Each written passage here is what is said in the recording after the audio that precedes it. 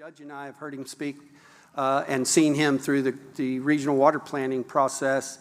And recently he gave the presentation he's going to. And so at your table were some booklets associated with what the Water Development Board has available reference, and we can get more copies if they're all gone. Secondly, at your table is the survey she asked you all to fill out and leave it on your table. And then some tables may not have the one-pager about the proposed water alliance. So if you didn't get one of those, at the Clearwater booth, there's 100 of those one-pagers. And if there's enough, if you want to share them with other people to help, that is to keep the communication in the community, as our two awesome senator and state representative have agreed to carry that legislation. So with that said, Scott is with the Texas Water Development Board. He says 3 decades with the board itself, or in the water world? In the water industry. If y'all would, let's welcome Scott. His bio is in there, and I hope those of you in the water purveying community or a leader in a community or on a water board, whether it be a water supply corporation or a WCID or even one of the cities, this is pretty enlightening because he's going to tell you the 3 things the Water Development Board does. The most important one to us and to Senator Flores is that discussion about appropriated money through the most recent proposition that you voted for and through the SWIFT funds. That is, how does the state administer that? They do it through the Water Development Board, the bank.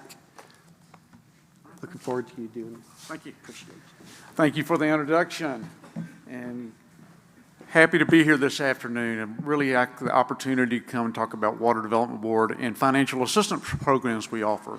But I really want to give the Bell County Symposium kudos. They have done a great job. This is my first time attending this event. Learned a lot of good information. I'm sure you did also, but I really want to highlight something that Judge Blackburn said, talking about local leadership and local vision. So many communities don't do something like this, and I wish they would. County-wide, regional-wide water symposium for the residents, for the utilities, and for all the people who are concerned about water resources in your local regional area. So I just am very impressed with the symposium and the information that's been shared here this afternoon. So yes, I'm Scott Galloway. I'm an outreach specialist with the Texas Water Development Board. My role is to market and promote our financial assistance programs that we offer. We offer a variety of funding programs, both federal and state dollar programs, and we're going to drill down into a few of those details this afternoon. So what's the Water Development Board? We're a non-regulatory state agency. The regulatory agency, as everyone knows, is Texas Commission on Environmental Quality. We like to say they are the regulators, we're the good guys in the white hats with money. What financing do we offer? We offer a variety of state and federal programs for political subdivisions of the state. Cities, counties, river authorities, districts, municipal utility districts, water control and improvement districts, levee districts, special utility districts, on and on and on. There are a lot of different types of districts in the state of Texas. They are eligible for these funding programs.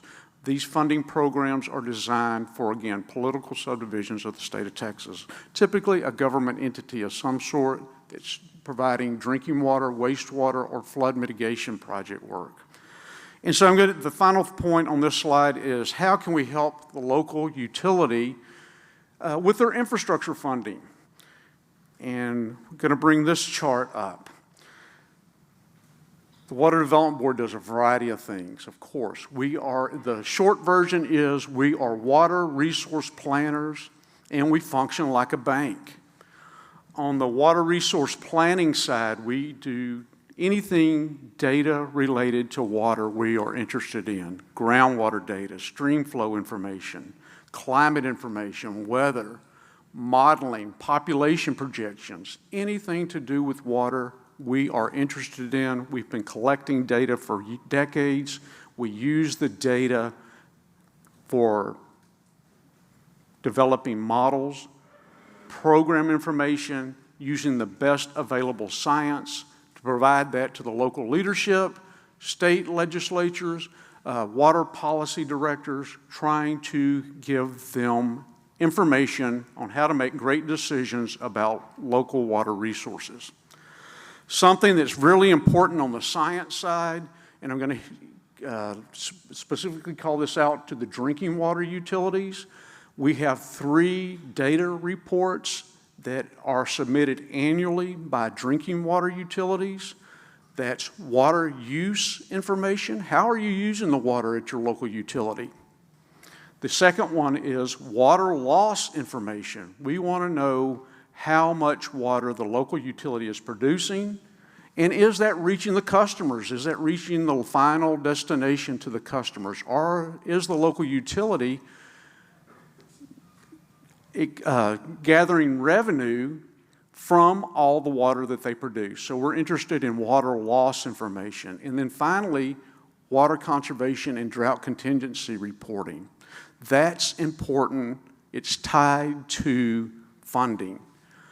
If the local utility does not have these reports on file with the Water Development Board, or if they're delinquent, that slows our funding application process. We stop the process until the local drinking water system gets up to date on the data.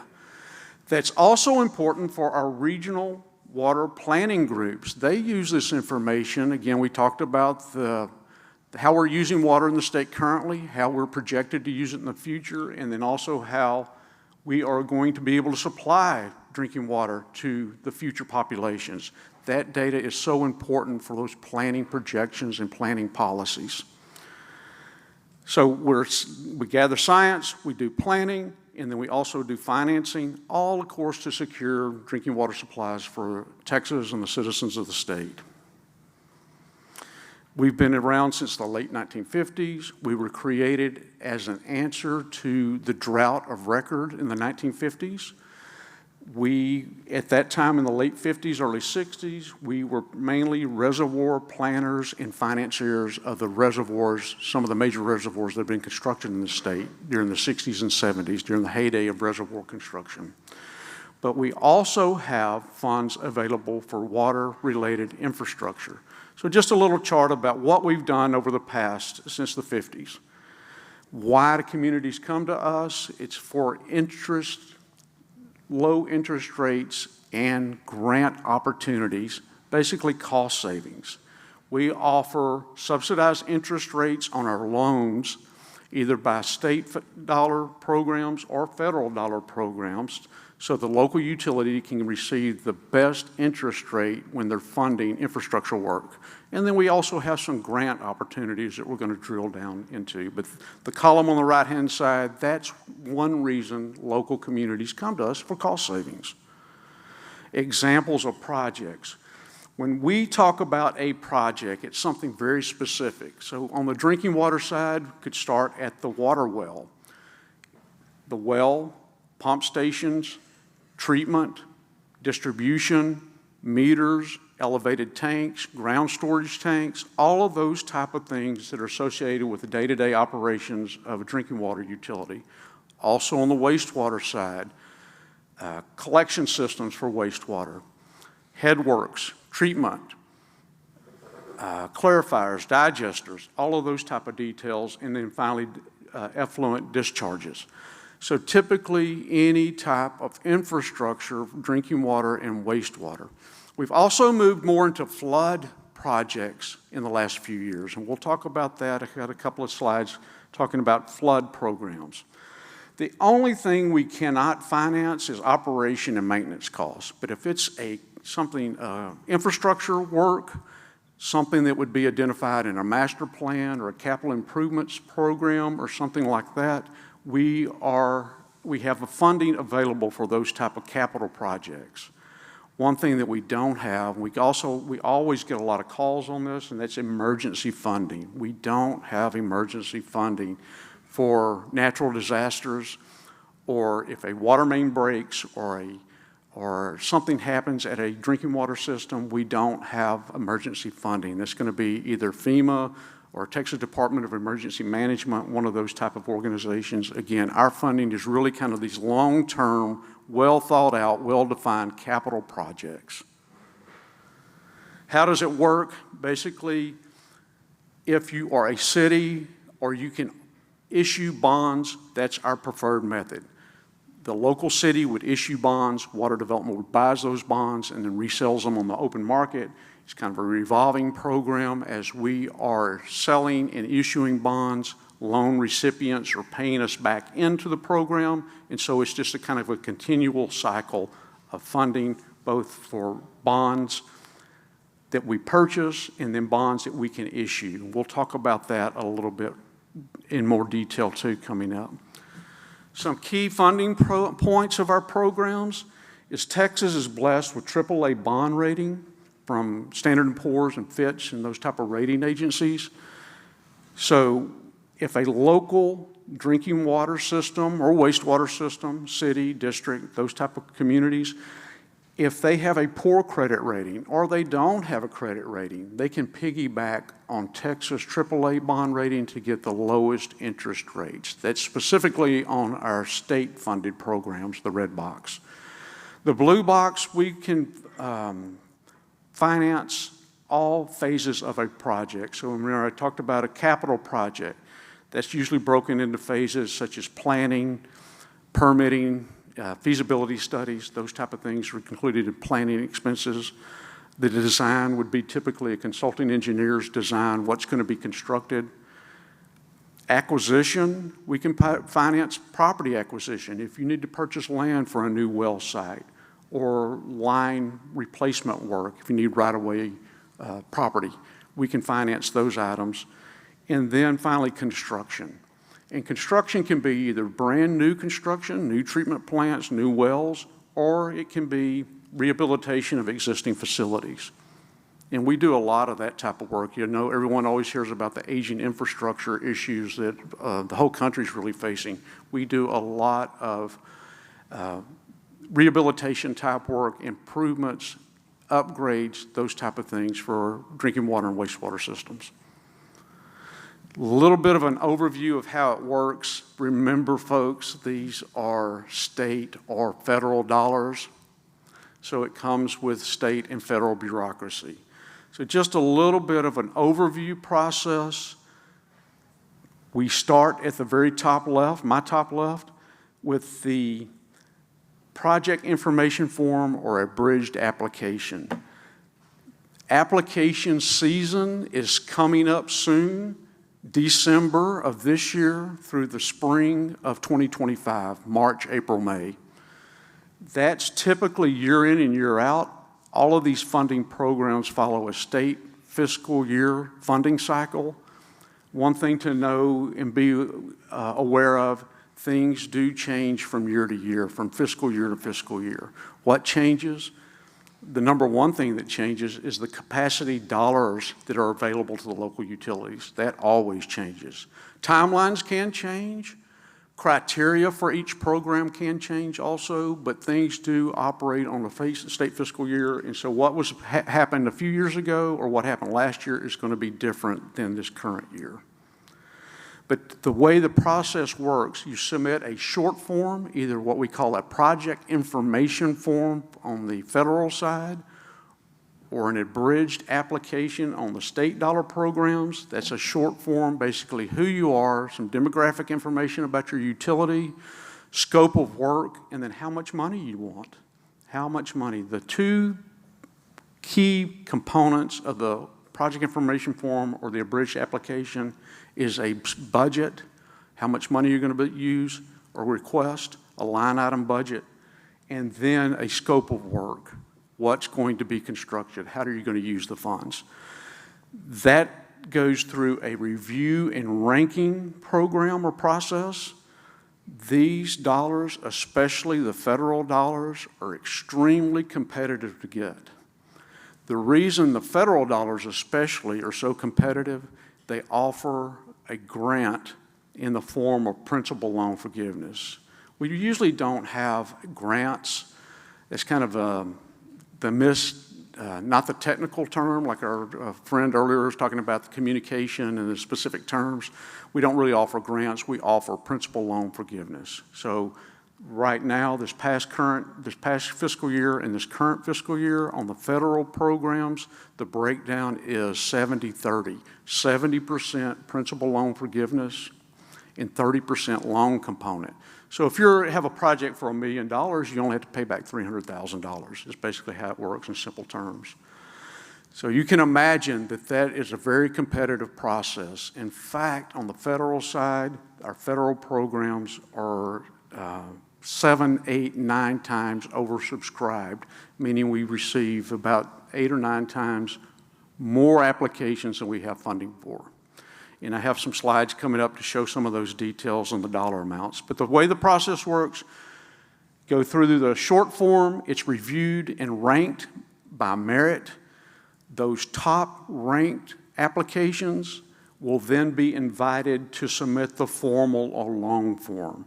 The long form is pretty in-depth, but it's basically just a quality control step to get communities into the process without them having to do just a tremendous amount of work, where the formal process is going to be a very long process with a lot of documentation.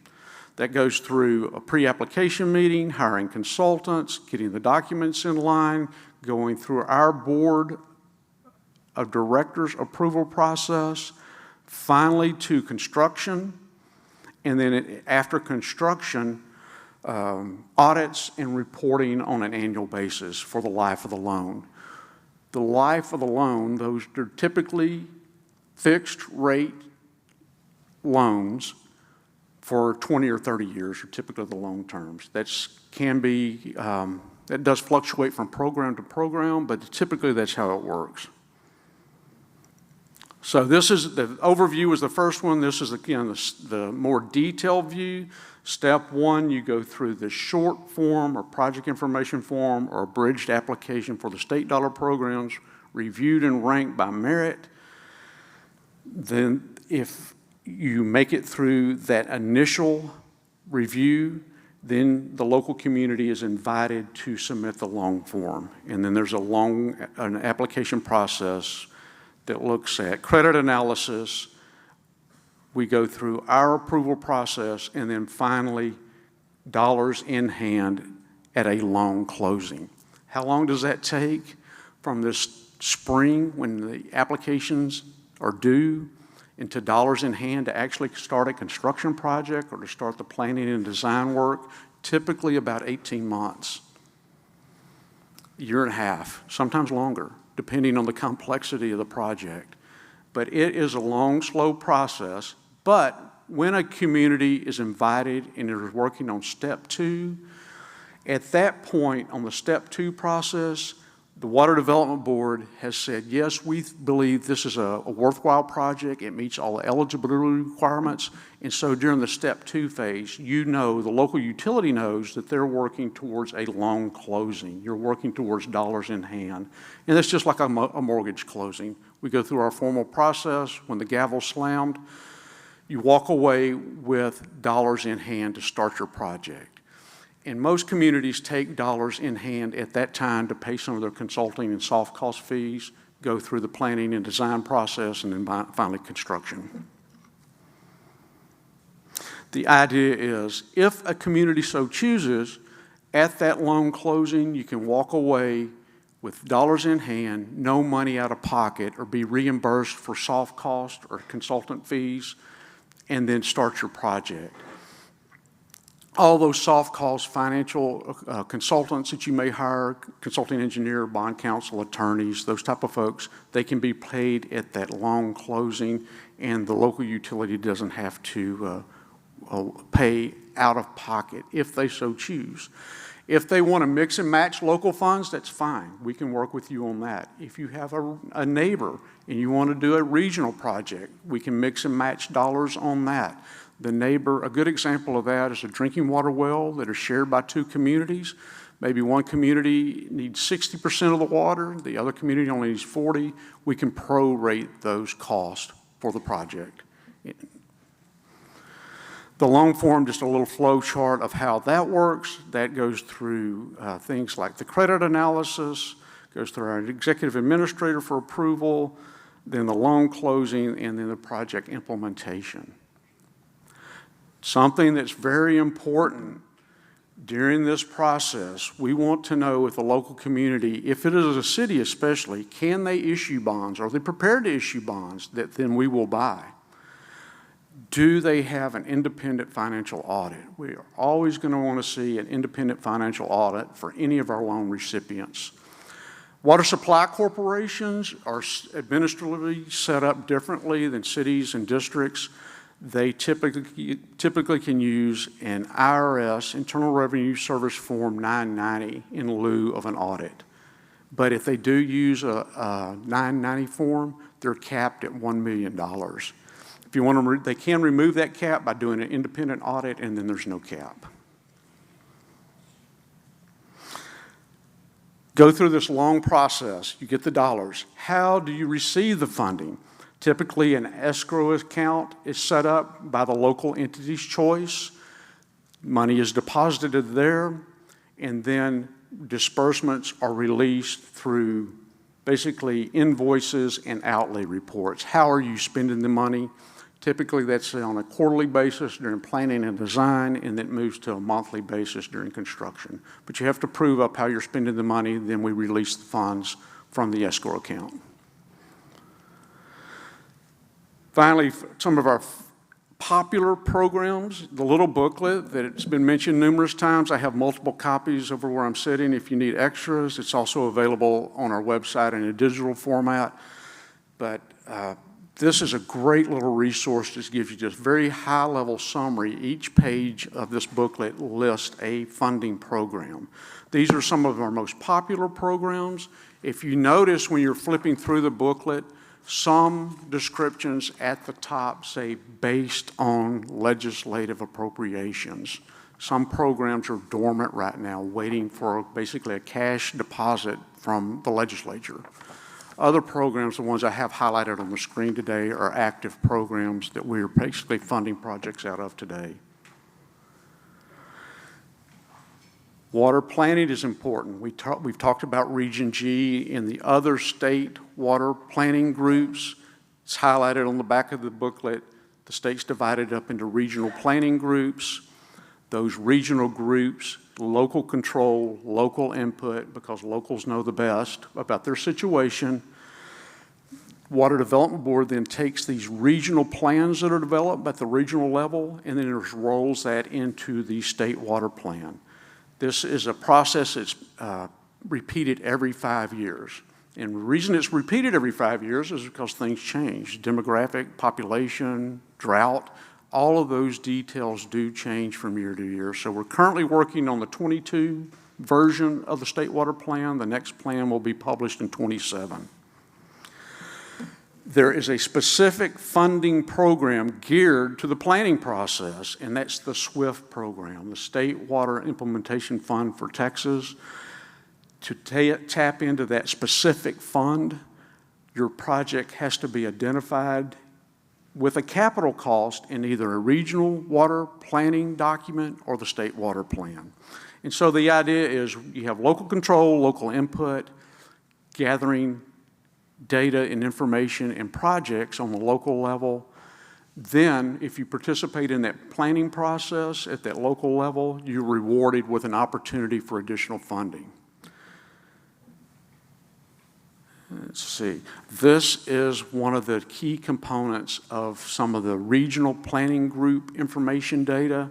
And also, back at the very beginning of the slide, I say we collect 3 reports annually from utilities. If you're a small utility, 3,300 or less connections, it goes by utility connections, you only have to report every 5 years. If you're a larger utility, you report annually.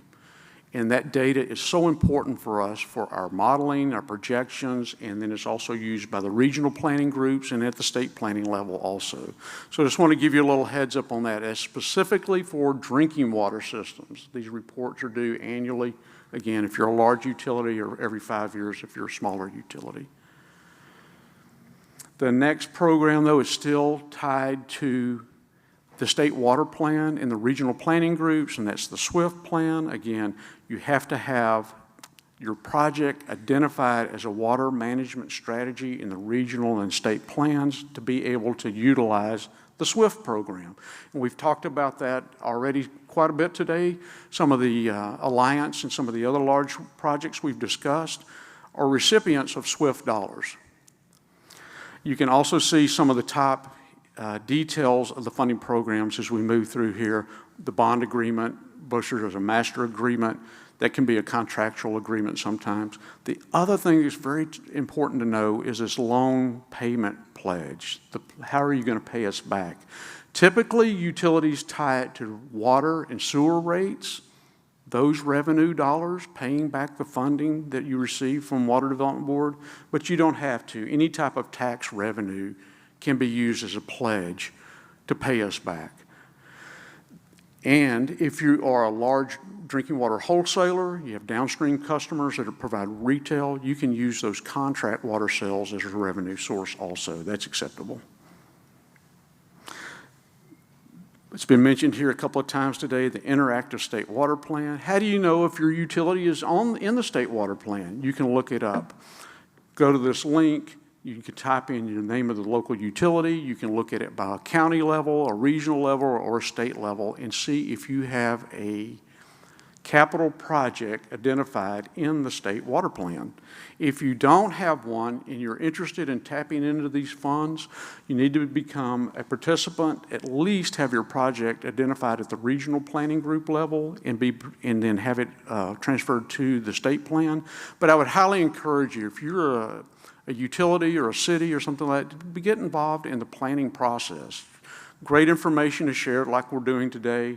Just a really good way to keep up to date with what's going on in the water supply planning business. Most of the water supply planning groups have a virtual link. You can join the meetings virtually or you can attend in person. Due dates for the abridged application coming up in February of 2025.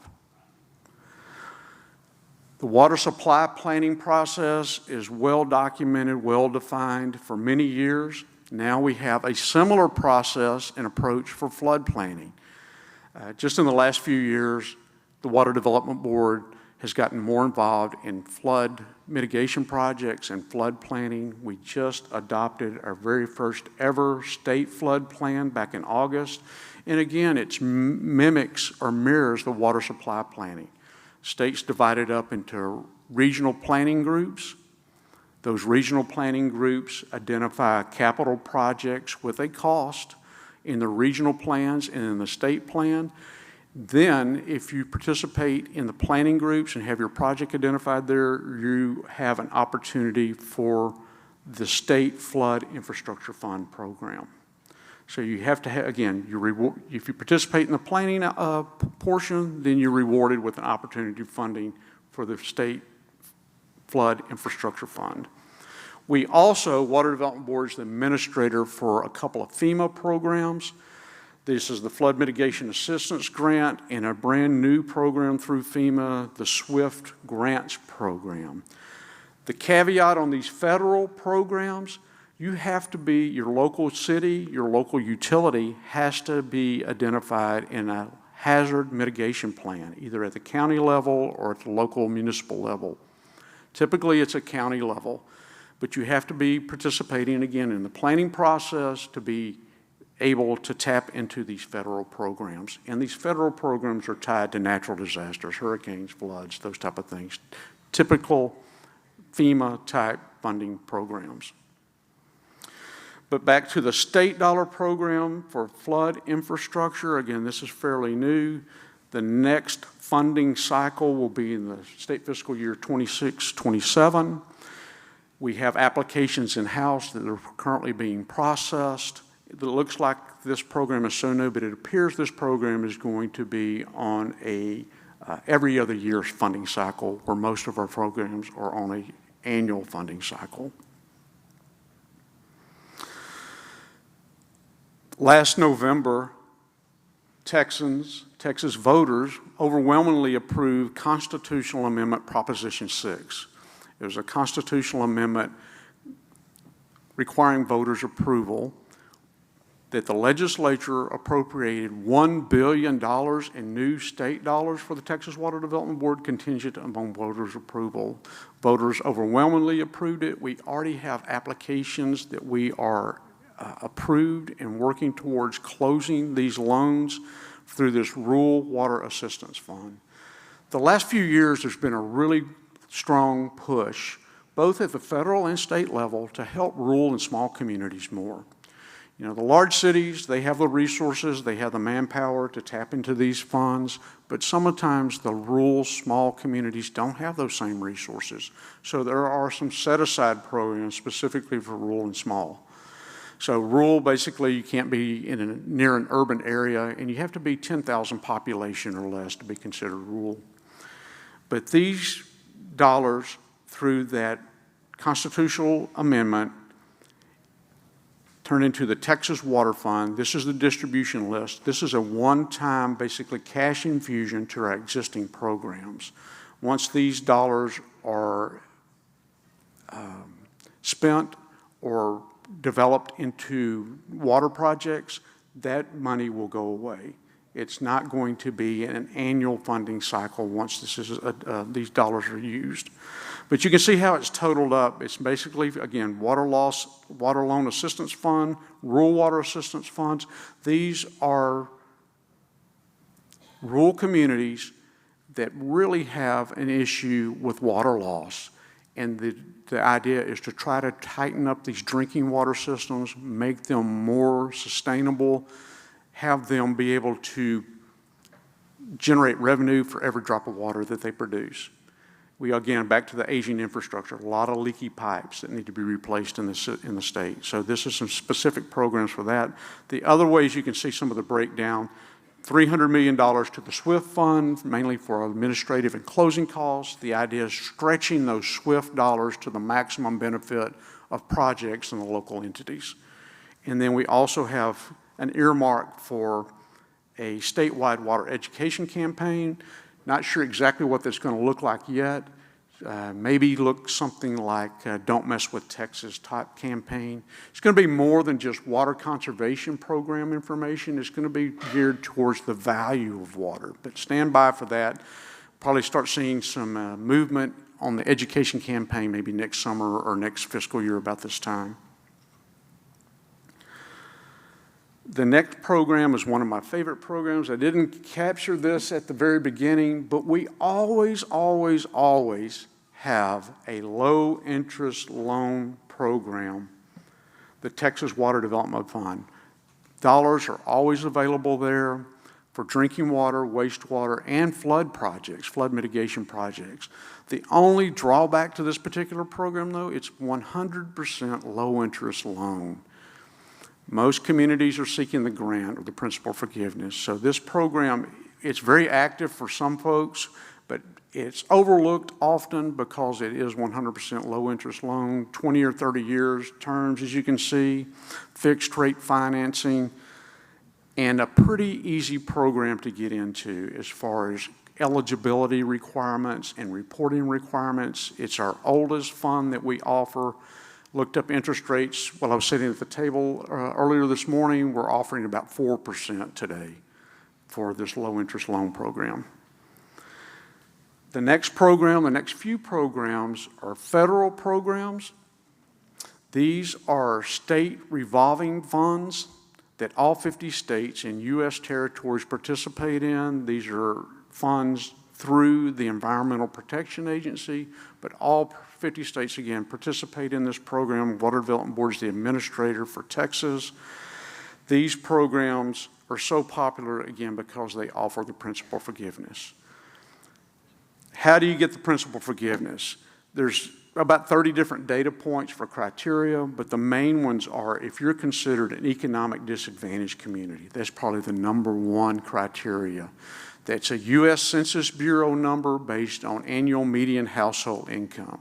So if you are considered economic disadvantage, if you're small, if you're rural, if you're facing regulatory notification or enforcement action, typically through TCEQ or EPA, We want you to be back in compliance. All the other agencies want you to be back in compliance, so you can use some of these dollars and funds that you'll be receiving to get your system, drinking water or wastewater system, back into compliance. You can see the details. There's an origination fee. You can see the dollar amounts for the state fiscal year 25. There's a cap. There is principal forgiveness in the form of I mentioned that already, 70% principal forgiveness and 30% loan component. Applications due in March. These is just a very high-level glimpse at this. There's a lot of documentation, manuals, self-help material on all of these funding programs, especially these federal dollars. The Clean Water State Revolving Fund and the Drinking Water State Revolving Funds, they go back to the 1980s and 90s, so there is a lot of information on Water Development Board's website and on EPA's website about how these programs function and operate. Some of the other criteria that I mentioned the annual median household income criteria, which is about $50,500, which is 75% of the state's annual median household income. It's a calculated factor. So, but if your service boundary for your local utility, if that whole service boundary has an annual median household income of $50,500 or less, you qualify as an economic disadvantaged community. A few other things you can see on here. We're big into regionalization. We've talked about that quite a bit this morning. I hope you can succeed with the proposed ideas, because with Water Development Board, it's all about regionalization, economy of scales, trying to stretch these dollars for the local communities and the local ratepayers, we've talked about so many times this afternoon or this morning. Where do you find all this information? One of the best documents the Water Development Board produces is this intended use plan. It's basically a guidance document showing how we are using the funds, who's applied for the funds, and it's also a reporting tool back to EPA on how the funds are being administered. But one of the best things for the local utilities who are interested in applying is Appendix C. You can look up all the different data points for the criteria of these programs. And the way the programs work, because they're so competitive, the strategy is all the rating criteria have a numeric value associated with them. And so on that project information form, you're trying to capture as many data points and score the highest possible score you can have on the project information form. And then again, those top ranked project information forms move forward into the formal process. Just a link where you can find them. Water Development Board does such a variety of things, just some shortcuts on where you can find specific details.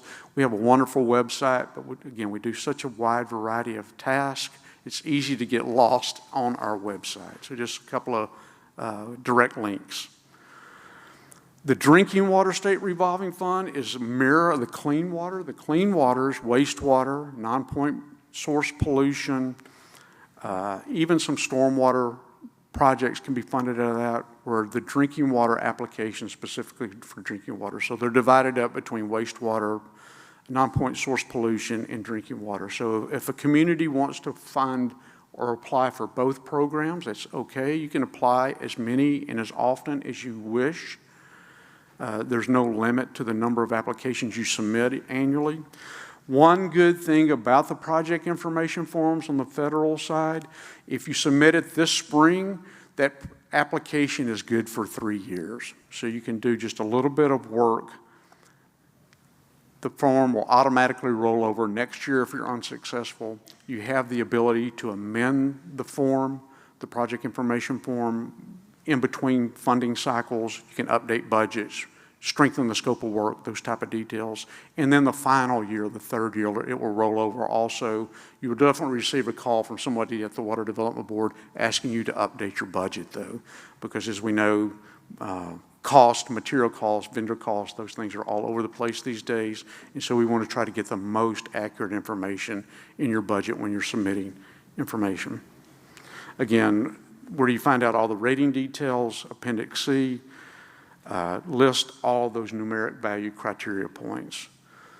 some of the water system project information. One of the big ones on this, again, to receive the principal forgiveness, it's based on that economic disadvantaged community criteria on annual median household income.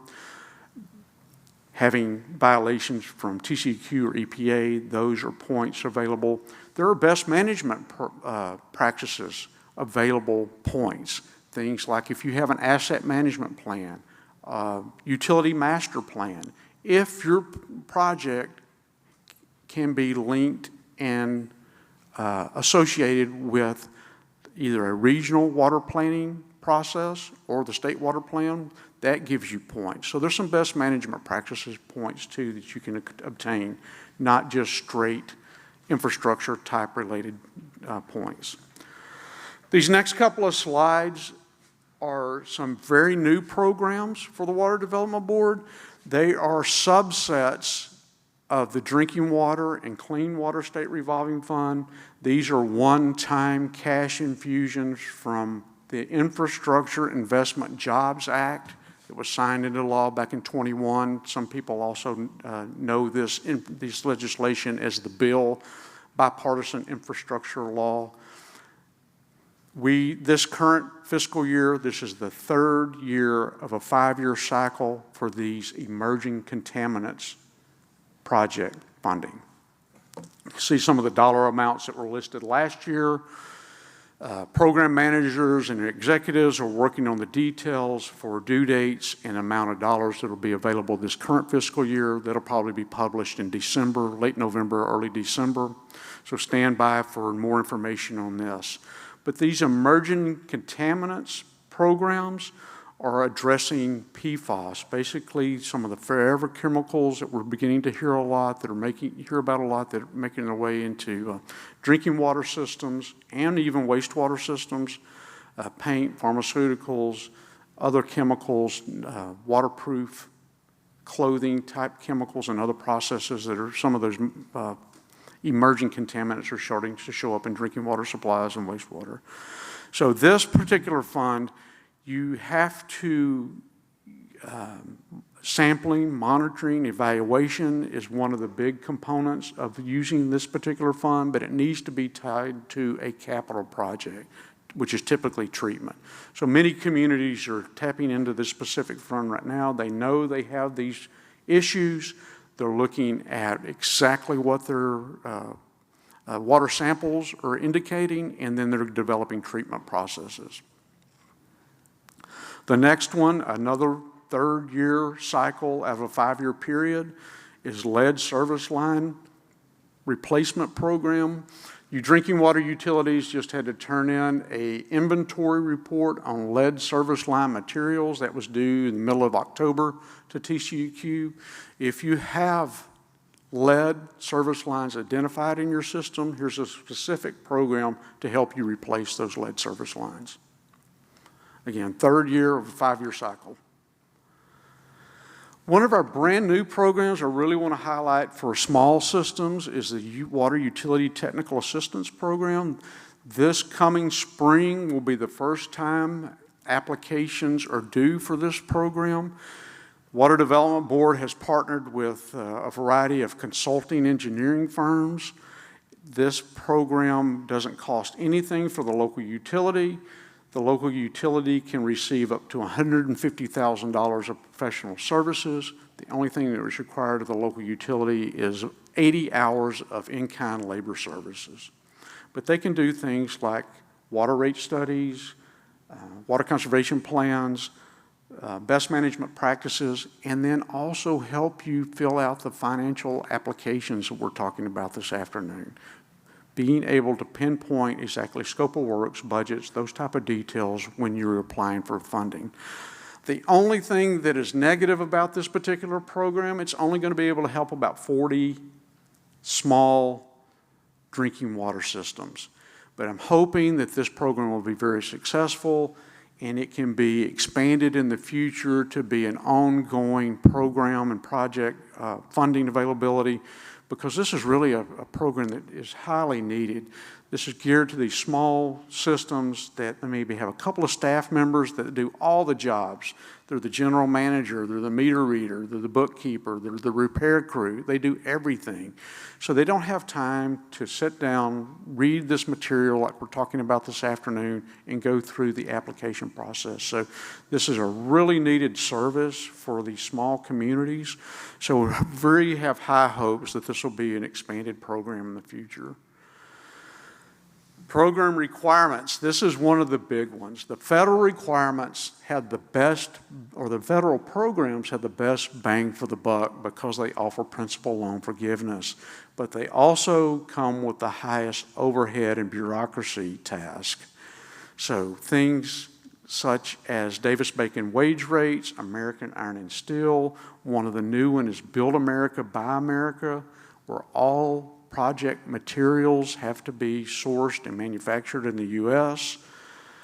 Disadvantaged Business Enterprise Program, basically fair federal procurement processing, on and on and on, as you can see here. Just want to make sure you're aware that when you're tapping in and trying to obtain these federal dollars, they come with a lot of overhead tasks associated with them.